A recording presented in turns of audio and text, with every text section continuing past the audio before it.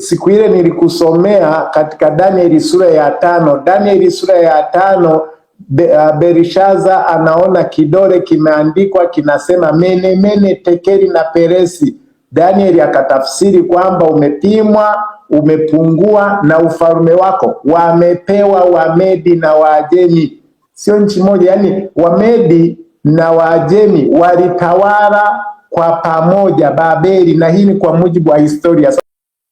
Narudia tena swali. Je, unakubaliana Danieli 5:28 kwamba Umedi na Uajemi walikuwa mataifa mawili yaliyoungana kutengeneza ufalme ambao ulishinda Babeli? Asante. Kwa hiyo sikubaliani na hiyo line up unayoiweka wewe, kwa sababu maandiko yanakataa.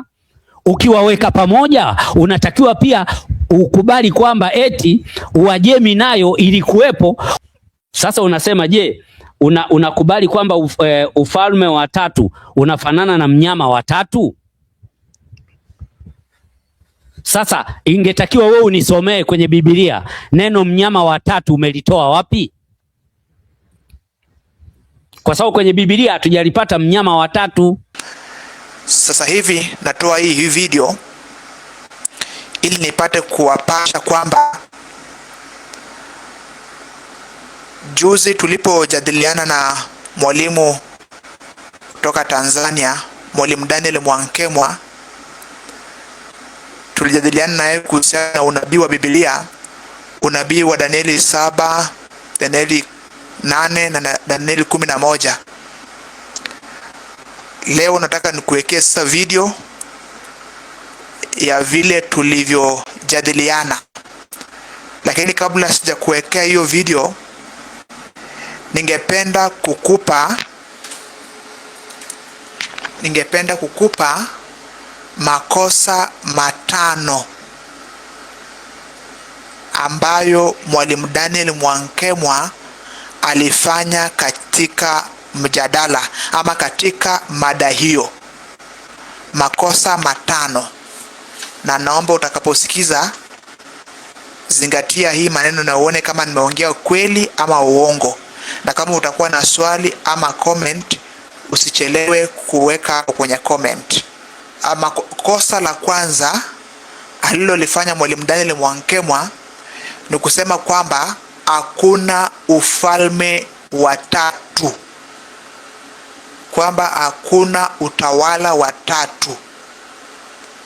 Hapo alifanya makosa, si juu yangu, bali alifanya makosa juu ya Biblia. Na kufanya makosa juu ya Biblia ni kufanya makosa juu ya Mungu aliyeileta Biblia. Maana Biblia iko wazi kwamba kutakuwa na falme nne. Falme nne ikitajwa kumaanisha kuna ufalme wa kwanza, ufalme wa pili, na ufalme wa tatu, na ufalme wa nne. Na kila ufalme unawakilishwa na mnyama tofauti. Katika kitabu cha Danieli sura ya 7, kuanzia mstari wake wa 2 hadi mstari wake wa 7. Kwa hivyo kosa alilolifanya ni kupinga hakuna ufalme wa tatu, wakati Biblia iko wazi. Danieli 2 katika ndoto ya sanamu ya Nebukadneza pia inasema kuna ufalme wa tatu, na ndoto hiyo inahusiana na Danieli 7, kwa sababu Danieli 7 imetaja mnyama wa kwanza, mnyama wa pili, lakini ikifika kwa mnyama wa tatu imesema mnyama mwingine, lakini kisha baadaye inataja mnyama wa nne pia. So mwalimu Daniel alipoona kuna mnyama mwingine haijawekwa tatu, akafikiria hakuna mnyama wa tatu. Kwa swali inakuwa kwamba kama hakuna mnyama wa tatu, mbona basi Mungu akafanya ule aliyefuata next baada ya mnyama mwingine huyu, na akasema wa nne? Wa tatu ako wapi hapo? Makosa aliyoifanya ya kwanza ni hiyo. Kosa la pili ni kutoelewa orodha ya falme nne. Danieli 7 imeeleza falme nne peke yake, ama tawala nne peke yake, 4 kingdoms that shall rule the world. Then the end of the world will come. Danieli 7 imeongelea wafalme ama falme, kingdoms ama tawala 4 peke yake ambayo itatawala hii dunia, ndipo dunia ufike mwisho wake. 4, na orodha hiyo Biblia imeweka wazi. Ufalme wa kwanza ni Babeli. Ufalme wa pili ni combination ya Umedi na Uajemi. Ufalme wa tatu ni ufalme wa Ugiriki, na hizo za tatu zishatawala. Alafu ufalme wa 4 ni ufalme wa Roma, Roman Empire, katika sura ya kipagani, kisha baadaye ikabadilisha sura ikawa sura ya kidini. So Roma ndo ufalme wa 4. Maana Biblia haikutaja wanyama 5, ilitaja wanyama 4 peke yake. Kwa hivyo kosa ambayo alifanya, aliharibu orodha. Yeye aliweka hivi, Babeli ya kwanza, hapo ako sawa.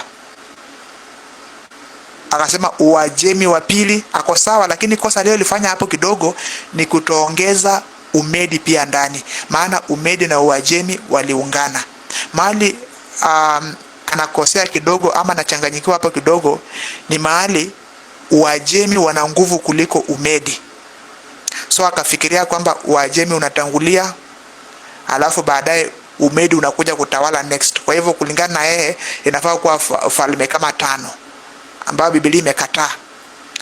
Lakini ukweli ni kwamba Uajemi, Persia, walikuwa stronger, walikuwa na nguvu kuliko Wamedi. Alafu mfalme wa Persia akashinda mfalme wa Umedi. Ndiyo? So badala ya mfalme wa Persia kumwangamiza mfalme wa Umedi pamoja na ufalme wake wote ama taifa yake yote, akafanya mkataba, makubaliano na mfalme huyo wa Umedi. Wakasema kwamba tushirikiane pamoja, tuunde ufalme mmoja. Kwa hivyo historia inasema kwamba walishirikiana, kibidi mfalme wa Umedi na Uajemi wakashirikiana pamoja, wakakubaliana, wakawa pamoja, na walishirikiana wakachukua majeshi yao kupigana na taifa la Babeli, kama ufalme wa Babeli, na ukaushinda. Kwa hivyo ikawa ni utawala wa pili kutawala dunia.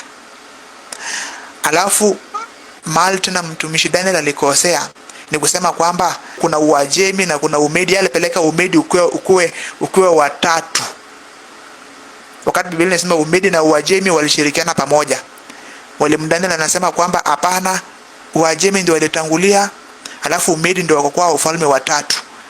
Alafu ufalme wa 4 mfano wa chui sasa ni Ugiriki, Ugiriki ndo wa 4, mfano wa chui. Alafu ule mnyama, mfano wa mnyama wa kutisha, naona kama ni mtu, ni king, ni mtawala, wakati Biblia inasema si mtawala, ni utawala, Danieli 7:23. Kwa hivyo aliharibu orodha ambayo Biblia imeweka wazi katika Biblia. Kosa la tatu alilolifanya ni kusema kwamba Uajemi haukuunganika na Wamedi. Kosa la 4 ni kusema kuwa Roma haijawahi tawala dunia. Kwa hivyo ati Roma haiko katika hiyo orodha ya watawala wa dunia. So swali langu ni kwamba kama Roma haiko katika kati ya hizo tawala 4, swali, je, mwalimu Daniel Mwankema anaelewa kwamba Roma imewahi tawala dunia? Hata wakati wa Yesu, au ndo walimuua Yesu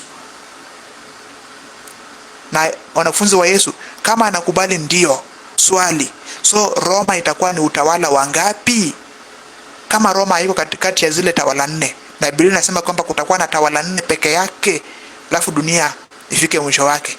So huyu Roma huyu ambaye pia ilitawala atakuwa utawala wangapi? Na ifai kuwa tawala 5, kwa sababu ukisema tu Roma pia hako ndani, kulingana na tafsiri ya mwalimu Daniel Mwankema ataweka kwamba Roma ni tawala ya 5, na Biblia imekataa, inasema tawala 4 peke yake. Kwa hiyo mwalimu lazima arudi aangalie tafsiri yake ya unabii vizuri.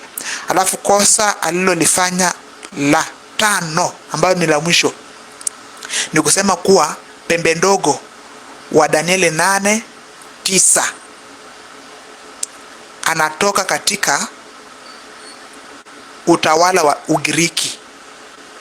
Narudia tena, alifanya kosa la kusema kwamba pembe mdogo. Najua kweli Danieli 7 ina pembe ndogo, lakini Danieli 8 pia ina pembe ndogo. Pembe ndogo wa Danieli 7 anatoka katika ufalme wa 4 wa Roma, sawa? Lakini katika Danieli 8:9 kuna pembe ndogo. So huyu pembe ndogo huyu, Mwalimu Daniel Mwangema anafikiria kwamba anatoka katika utawala wa 3 wa Ugiriki. Utamsikiza tu, lakini ukiangalia lugha ya Kiebrania vizuri ya Biblia, lugha sahihi ya Biblia, tafsiri sahihi ya Biblia inasema kwamba huyu pembe mdogo hakutokea katika utawala wa Ugiriki, hakutokea katika mnyama wa 3 wa Ugiriki, bali alitoka katika upande mmoja kati ya pande 4 za dunia. Anaweza kuwa anatokelezea labda magharibi ama mashariki ama kusini ama kaskazini mwa dunia, na sisitiza mwa dunia, sio mojawapo za sehemu za pembe 4 za Ugiriki ama wafalme wa 4 wa Ugiriki. Alafu unajua ukitumia tu, ukifikiria pembe ndogo atatokelezea katika utawala wa Kigiriki, utaelekea kusema kwamba ni utawala wa Seleuko. Alafu baadaye useme tena Antiochus Epiphanes alikuja baadaye huko mbele katika utawala wa huko Ugiriki, na utafikiria huyo ndo pembe ndogo. Sio hivyo. Jinsi huyu pembe ndogo ambayo ni Rumi, huyu pembe ndogo ni Rumi, jinsi alivyofanya kazi yake ya kunajisi hekalu na hekalu gani, na ikafanya jeshi la mbinguni haje, makosa aliyoifanya nitakuja nieleze vizuri katika video ambazo zitafuata. Kwa hivyo wewe tu subscribe katika channel yetu, ili video itakapokuja mpya utaambiwa na YouTube kwamba mimi nimetoa video vingine na utapata kuelewa. Lakini kama unataka kuelewa vizuri chanzo ya hii pembe ndogo imetoka wapi kati ya ufalme wa Giriki, ama imetoka tu uko kando tu ukashinda Ugiriki, kuna video yangu nyuma ambayo nimetoa tu juzi ama siku moja iliyopita, inajiita hivi: usipoelewa chanzo cha pembe ndogo wa Danieli 8:9 utahitimisha kwamba yeye ni Antiochus wa 4 Epiphanes.